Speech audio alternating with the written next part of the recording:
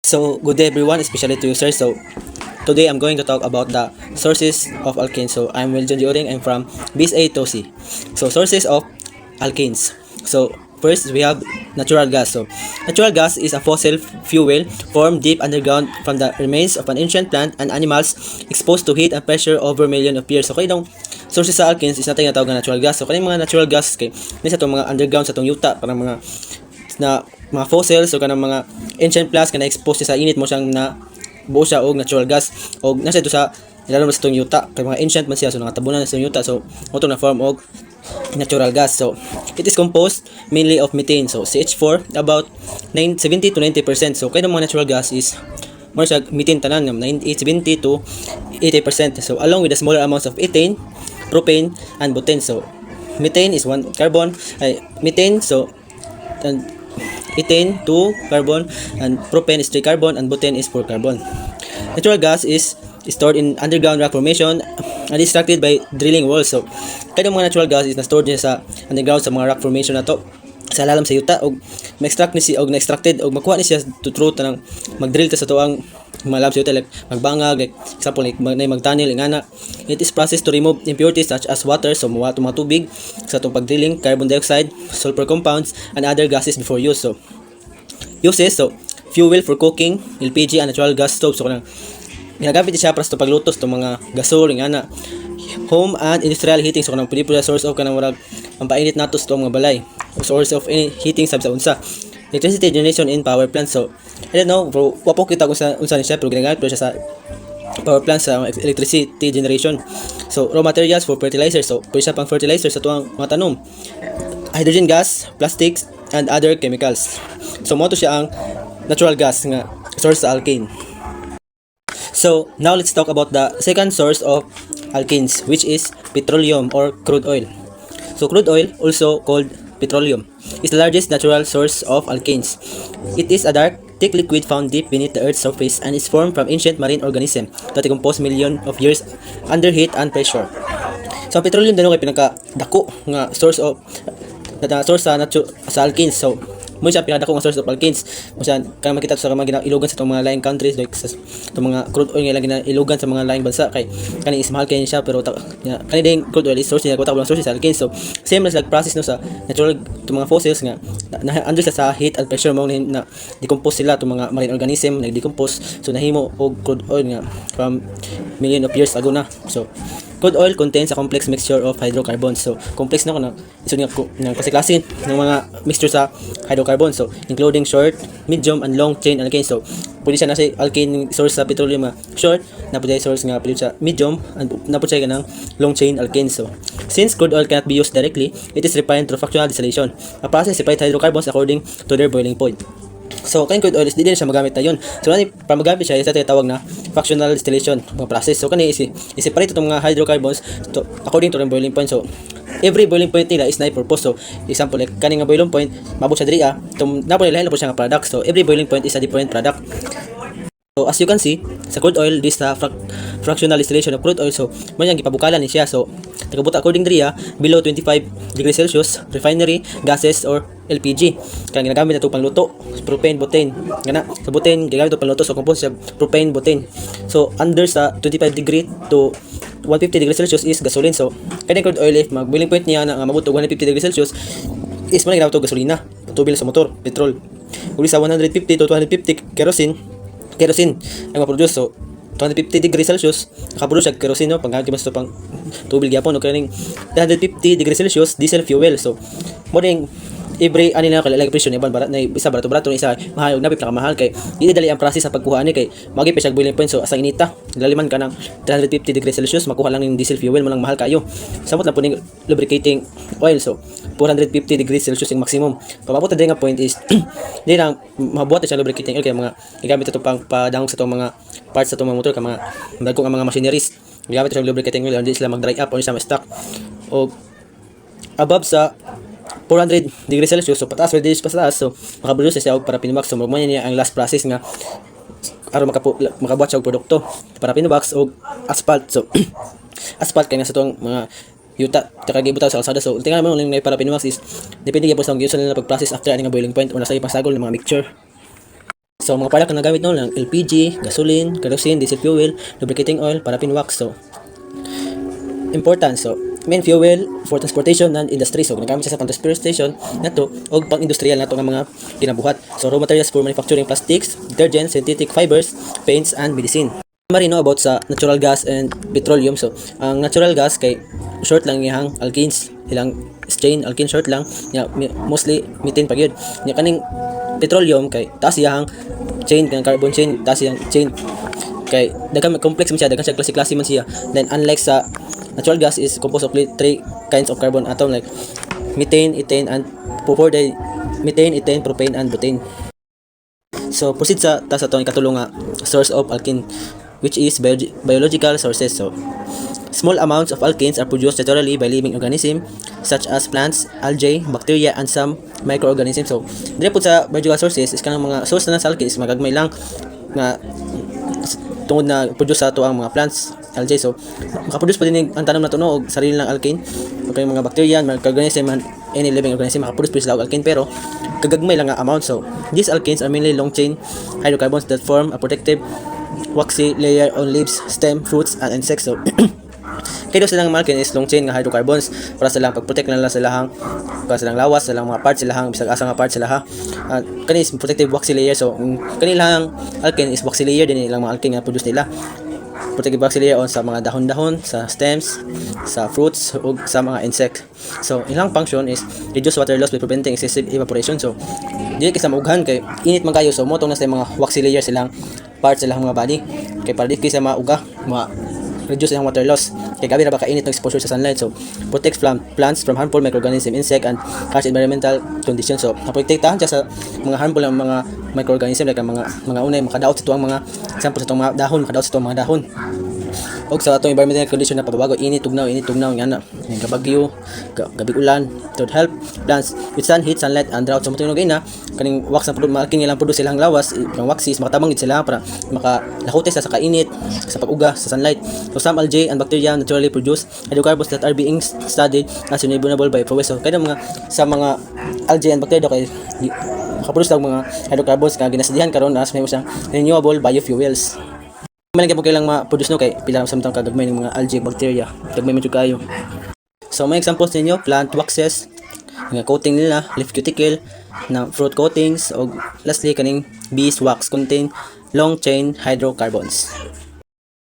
So now let's proceed to the last source of hydrocarbon, which is laboratory preparation, which is number 4.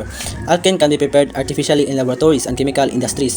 These methods are mainly used for research and industrial production. So king alkanes is mga sort nga something like mga organism, mga fossils is kaya sa laboratories nagka-create alkanes tungkol sa gi-prepare siya artificially laboratories para mag-create slag mga other na mga chemical. So para maka-produce og other chemical is dapat na sa alkane.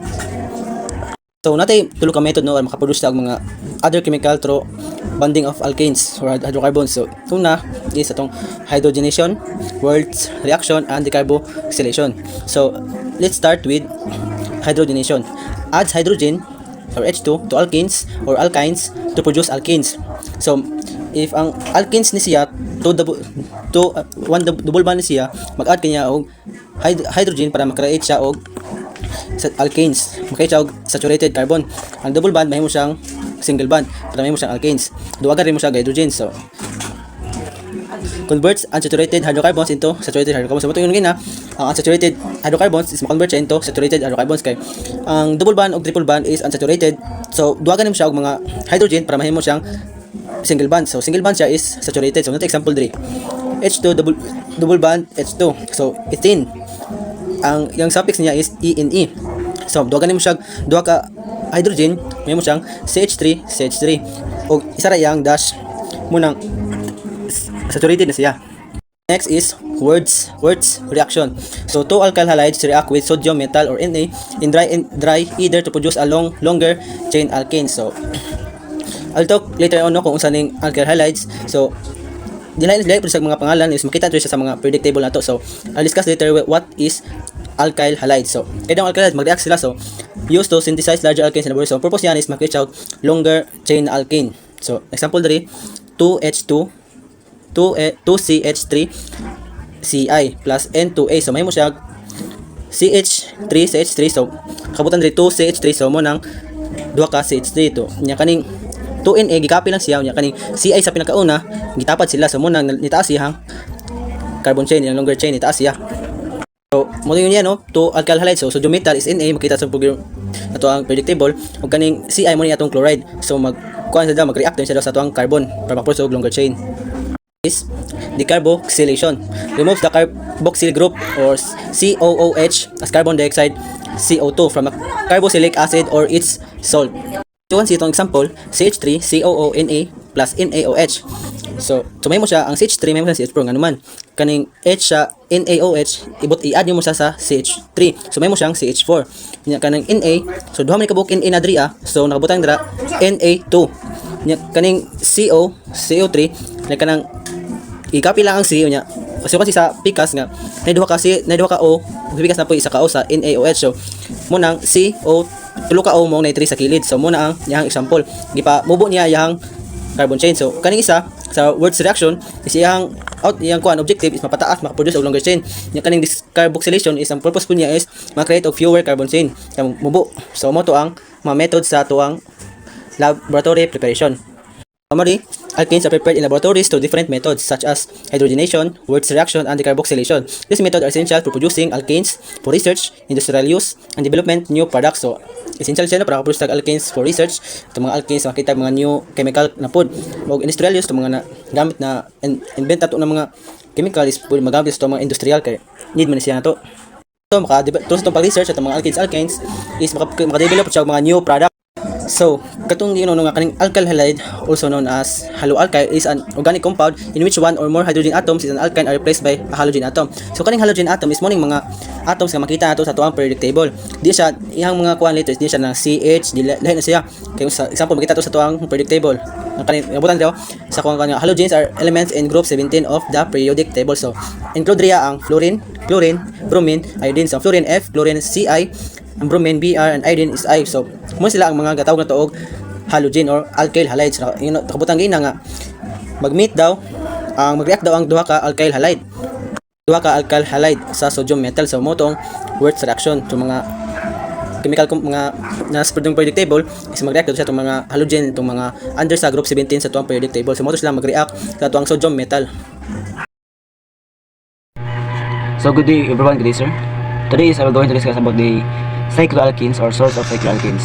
First is, what is cycloalkanes? The cycloalkanes is the saturated hydrocarbons. Ang iyang carbon atoms is maka-form siya o ring or lignin na form. So, we have three sources of cycloalkanes. First is we have petroleum or also known as crude oil. So, diri is kasagaran na makita ang cycloalkanes through the nabilin ng mga tanom or dead animals na nalubong or gilubong for how many years ago or million years ago, and na-process siya through the petroleum refining and gihimo siya og fuels and other chemical industry. And the second is we have natural gas condensates. So there is in Japan sila makita gihapon nato cycloalkanes dari even gamay na siya quantity compare sa petroleum, pero grabe gyapon kani ka importante because ang iyang raw materials is ginhimo siya as petrochemical industry. And the third is we have the laboratory preparation. There is in Japan sila no makita gyapon nato ang cycloalkanes sa laboratory preparation through the chemical reaction. Like the for example natay so makita niya diha nay ginatawag nga cyclonization or catalytic hydrogenation. So for example natay ginatawag na hexane, which is C2H4. So in clarification, natay tulo ka source of cycloalkanes. First is the petroleum, and the second is the natural gas condensates, and the third is the laboratory preparation. Let's proceed the comparison of alkanes and cycloalkanes. So sa alkanes, sa structure niya nasa open chain, which is ang meaning sa open chain is straight or tuloy-tuloy ang iyahang carbon atoms. And the sa cycloalkanes is ang iyahang structure is ring, meaning arrange na iyahang daloy sa carbon atoms. And the general formula natin yung tawag C2H2N plus 2 sa alkanes, and the cycloalkanes natin tawag CnH2n. And the bonding sa alkanes natin tawag single bond only. Same sila sa cycloalkanes, meaning is single bond is saturated hydrocarbon silang duha. And the flexibility sa alkenes is na ay more flexible, and the cycloalkenes is more rigid. So for example, sa alkenes is natay ginatawag na propane, which is C2H2, and pentane, C2H12. In the cycloalkenes po is cyclopentane, C2H4, and cyclohexane is C2H12. And the common resources nila sa alkenes is the natural gas, petroleum, and biological, and laboratory. And the cycloalkenes is petroleum, natural gas condensates in the laboratory. And now let's proceed the importance of applications. First is nakita nyo diha natay fuels. So ang first fuels, fuels is ginagamit for cooking and transportation, heating, and electricity. And the second is the industrial raw materials. Ginagamit siya sa production of plastic and synthetic fibers, and also the detergent and chemicals. And solvent alkenes like hexane and cyclohexane are used for solvent. Ginagamit sa as solvent. And last is the others. Ginagamit sa lubricants, waxes, and cosmetics, and also the medicine. So kini is very important kayo for our daily lives. Because ginagamit mo siya sa samo as a student, ginagamit siya sa cooking or for traveling. So lastly is the summary. So alkenes are often saturated hydrocarbons with formula CnH2n plus 2. So sa pag-discuss na kaina, ang alkenes is saturated hydrocarbons, and ang yung formula is CnH2n plus. And cycloalkenes are ring-shaped saturated hydrocarbons with formula CnH2n. Saturated, same sila sa alkenes, and the difference lang niya is formula. No? And the main natural resources are natural gas and petroleum. And both compounds are essential as fuels and raw materials in many industry and our daily lives. So that's all. Thank you, sir.